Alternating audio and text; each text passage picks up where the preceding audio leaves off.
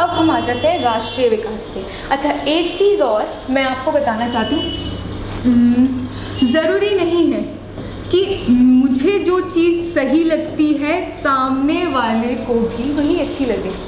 भाई जैसे मैं आपको कहती हूँ कि नहीं, आप ना पहले ये वाला शुरू करो, ये वाला शुरू करो, ये वाला शुरू करो, उसके बाद आपका ख़त्म हो जाएगा, आप ऐसे काम कर लेना। नहीं, हो सकता है आपकी जो ज़रूरतें हैं और मेरी जो ज़रूरतें हैं वो एक दूसरे से बहुत अलग हो सकता है कि मुझे कोई जो विषय बहुत आसान लग रहा हो, मैं तो कहती हूँ अरे नहीं बच्चों, ये तो ऐसे ऐसे हो जाएगा, तुम तो ऐसे ऐसे पढ़ लो, हो जाएगा। नहीं, और आपके लिए क्या पता मुश्किल हो। तो जो विकास है ना, उसका जो विषय है, व्यक्तिगत का मैंने बताना चाह रही हूँ, व्यक्तिगत का होता है पर्सनली, है ना, तो वो अलग हो सकता है। जैसे मान के चलते हैं 2 लोग हैं, अगर ये कहता है कि जैसे मान के चलते हैं कि अगर हम कह रहे हैं कि ये कहता है कि पेड़ों से लकड़ी मिलती है, हम तो पेड़ों को काटेंगे, ठीक है।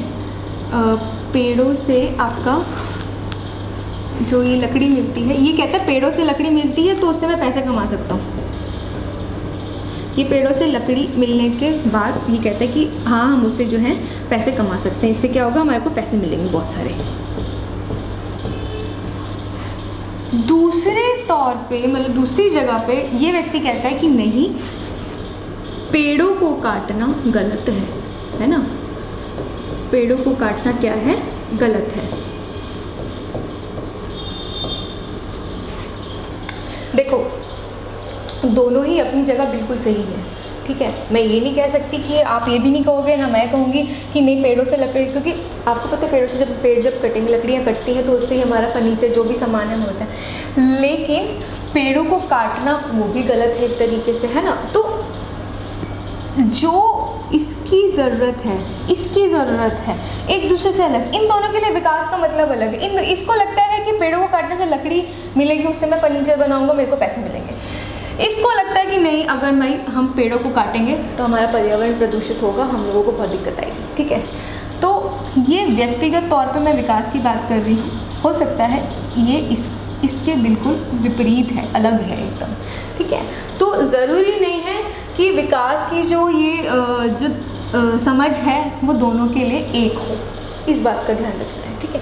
तो व्यक्तिगत तौर पे जो मुझे चीज़ अच्छी लगती है, क्योंकि इन दोनों की ज़रूरतें अलग हैं। हो सकता है इसके पास बहुत पैसा हो सकता है ये गरीब हो, इसको लकड़ी काटनी ज़रूरी पड़ रही हो ताकि ये अपना निर्वाह कर सके, काम कर सके। हो सकता है इसके पास बहुत पैसा हो, इसको लगता हो कि नहीं पेड़ों को नहीं काटना चाहिए, कोई दूसरा काम कर लेना चाहिए। लेकिन ऐसा नहीं कहूँगी कि ये दोनों गलत हैं या एक ठीक है गलत है, दोनों अपनी जगह ठीक है, वो चीज़ हमें थोड़ी ध्यान रखनी है, ठीक है। तो मैंने ये अभी उदाहरण इसलिए दिया है ताकि आपको समझ में आ जाए कि एक जो विकास का मतलब होता है सबके लिए अलग होता है। मेरे लिए पैसे कमाना विकास हो सकता है, आपके लिए जो है इज़्ज़त आपके लिए बहुत ज़्यादा इंपॉर्टेंट हो। आपको लगता है चाहे पैसे हम थोड़े कम कमा लें, मैंने पहले जो उदाहरण दिया था कि बराबरी का हक नहीं मिल रहा है, पैसे ज़्यादा मिल रहे हैं लेकिन वहाँ पे कोई जॉब का परमानेंट है ही नहीं, तो ये सब चीज़ें हम लोगों को देखनी पड़ती हैं और ये व्यक्तिगत तौर पर, पर्सनली तौर पर जो है बिल्कुल अलग रहती है।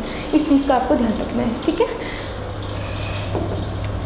तो वो आपको ये समझ में आ गया हो। अब हम थोड़ा सा आगे चलते हैं और अब हम चलेंगे राष्ट्रीय विकास की ओर, ठीक है। अच्छा, राष्ट्रीय विकास का मतलब आप लोगों को, अगर आप लोगों को विकास समझ में आ गया है कि उसका उद्देश्य क्या है, तो राष्ट्रीय विकास भी वही है। यानी कि यहाँ पर हम विकास की बात कर रहे हैं लेकिन व्यक्तिगत तौर पे नहीं, हम राष्ट्र के लिए कर रहे हैं। यानी कि यहाँ पे जो सबका मुख्य उद्देश्य होगा वो एक ही होगा।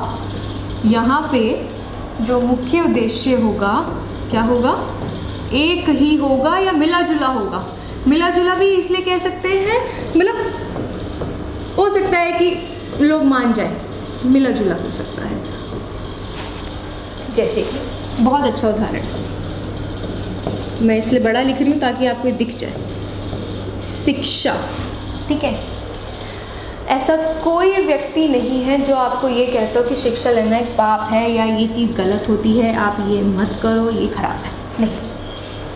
शिक्षा पाना हर किसी का अधिकार है, और ये आपने सर्व शिक्षा अभियान जो आप सुनते हैं इसके बारे में, तो ये जो सर्व का मतलब है वो होता है सबके लिए, है ना। तो इसमें किसी एक व्यक्ति के बारे में नहीं सोच रहे, हम पूरे राष्ट्र के बारे में सोच के उनके पूरे उसका देख रहे हैं, ठीक है। शिक्षा हो गया आपका खाना, जिसे हम कहते हैं खाना, या आपका खाद्य पदार्थों की उपलब्धि कराना, ठीक है, घर, ये सारे जो है ना कुछ जो चीज़ें हैं ना वो हम पर्सनली नहीं ले सकते, हम उसको लेंगे बिल्कुल एकदम राष्ट्र के तौर पे सब लोगों को देखकर, ठीक है। तो ये होता है राष्ट्रीय विकास। अब हम राष्ट्रीय विकास को देखते हैं थोड़ा सा आगे कि राष्ट्रीय विकास हम कैसे कहते हैं कि कोई भी देश जो है वो विकास कर रहा है। आप क्या मापदंड ऐसे देंगे जिससे आपको थोड़ा सा पता चल जाए कि हाँ भाई ये देश जो है विकास कर रहा है, ठीक है। राष्ट्रीय विकास अगर मैं तुलना करूँ दो देशों की, मान के चलते हैं भारत, बहुत आसान उदाहरण के तौर पे, और ये अमेरिका ले लेते हैं। ये बहुत आसान है, आप तो आसानी से मुझे बता देंगे इसके बारे में, ठीक है। व्यक्तिगत तौर पे दोनों की अलग हो सकती हैं, लेकिन भारत और इनका अमेरिका का अगर हम देखें, इनका राष्ट्रीय विकास में शिक्षा दोनों का होगा, ठीक है। दोनों ने शिक्षा को बहुत महत्व दिया है, लेकिन अगर हम देखें तो शिक्षा के तौर पे अमेरिका हमसे ज़्यादा विकसित है, ठीक है। अगर हम आय के मामले में देखें तो आय के मामले में भी ये ज़्यादा विकसित है, और अभी हम विकास कर रहे हैं। ये मैंने ऐसे इसलिए बनाया कि थोड़ा कम है, अभी हम लोग आय के, अगर हम उस मापदंड को भी देखें तो इस पर भी हम कर रहे हैं, लेकिन थोड़ा सा कम। इसको अगर हम नीचे रखें तो ज़्यादा बेहतर है, ये थोड़ा सा नीचे ही रहना चाहिए, ठीक है। अगर हम दो देशों को कहते हैं, अगर हमें पता करना है कि इन दोनों में से, इसमें से और इसमें से कौन कौन से देश जो है विकास कर रहे हैं, तो आप बोलेंगे अमेरिका कर रहा है, आंख बंद करके बोलेंगे। क्यों? क्योंकि हम उसके विकास को देख सकते हैं। ऐसा नहीं कि भारत का विकास दिखता नहीं, मतलब आप देख सकते हैं कि शिक्षा के क्षेत्र में अमेरिका भारत से कई गुना ज़्यादा आगे है, ठीक है। उसकी आय अधिक है, हमारी आय थोड़ी कम है। तो एक जो है ना कॉन्सेप्ट आता है, एक चीज़ आती है, ये थोड़ी सी इम्पॉर्टेंट है, प्रति व्यक्ति आय। अगर हमें देखना है कि कौन सा देश विकास कर रहा है तो हम निकालते हैं उसकी प्रति व्यक्ति आय। प्रति व्यक्ति आय क्या होती है? उदाहरण के लिए मान के चलते हैं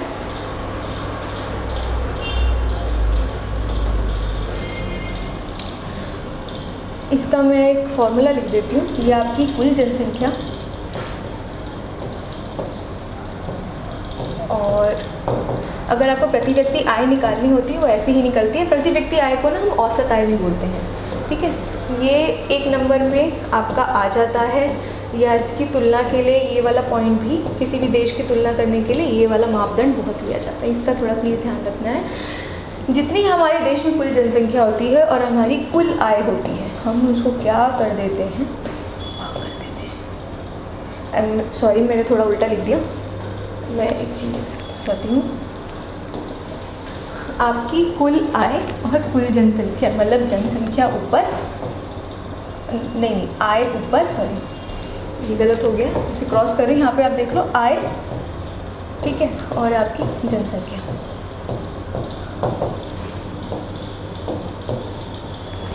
मान के चलते हैं कि घर में 10 लोग हैं, तो टोटल उनकी इनकम होती है, आय है उनकी 10,000। लोग कितने हैं? 10। तो प्रति व्यक्ति कितना कमाता होगा? मैथ्स में आप मुझसे ज़्यादा अच्छे हैं, तो 1000 रुपये प्रति व्यक्ति, मतलब 10 लोग, मतलब एक व्यक्ति कितना कमाता होगा? 1000 रुपये, ठीक है ना। तो ये प्रति व्यक्ति आय का होता है। अगर हम ये प्रति व्यक्ति आय जो है ये एक मापदंड है जिसे हम राष्ट्रीय विकास के तौर पर इस्तेमाल करते हैं, लेकिन हम नहीं, ये करता कौन है? विश्व बैंक करता है, ठीक है। वर्ल्ड बैंक जिसे आप बोलते हैं, विश्व बैंक हम बोलें। और विश्व बैंक जो है ना, ये क्या करता है, बांटता है देशों को दो भागों में। दो भागों में कैसे बांटता है, एक बांटता है वो विकसित देश। स्टूडेंट्स प्लीज़ इस बात को आप थोड़ा ध्यान से समझेंगे, विकसित और विकासशील देश, या जिसे हम अविकसित भी बोल सकते हैं, विकासशील भी बोल सकते हैं। ये हो गया विकास,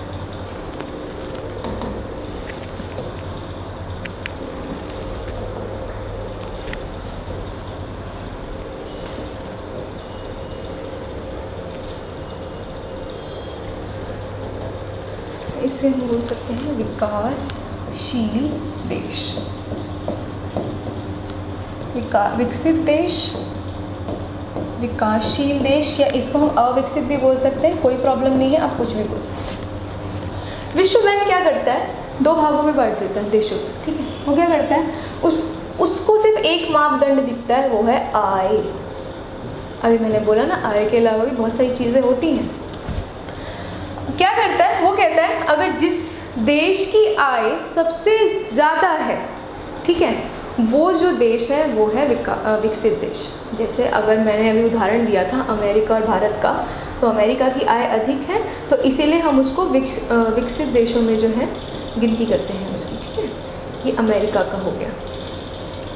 विकासशील देशों में आपका आ गया भारत, पाकिस्तान, क्योंकि ये जो देश है ना, अभी भी आपका नेपाल, भारत, पाकिस्तान, भूटान, ये सारे के सारे जो हैं विकासशील देश के अंदर आते हैं, क्योंकि ये लोग अभी विकास, क्योंकि यहाँ पे जो आय है, जो एक मापदंड जो विश्व बैंक ने अपने लिया है, वो यहाँ पे इनकी तुलना में थोड़ा सा कम है। इस चीज़ को ध्यान रखना है, ठीक है।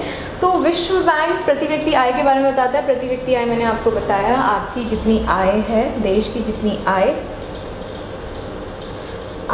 और उसमें जनसंख्या है ना, तो ये हमारा जनसंख्या का हो गया, ये ऐसे निकलती है, और इसके आधार पर ही विश्व बैंक जो है आपको ऋण देता है, क्योंकि उसको पता है कि जो देश जितना ज़्यादा विकसित है वो जो है आराम से उसका जो है ऋण जो है भुगतान कर सकता है। ये थोड़ा आगे की बातें हैं, ये विकसित और विकासशील देश आपको पता होने चाहिए। प्रति व्यक्ति आय आपको समझ में आ गया। तो अभी हम लोगों ने राष्ट्रीय विकास, अन्य लक्ष्य और विकास की जो है थोड़ी सी तुलना करी है। अब हम ये बाकी बचे हुए जो पॉइंट्स हैं ना, एक बार इनको भी देखते हैं, ठीक है।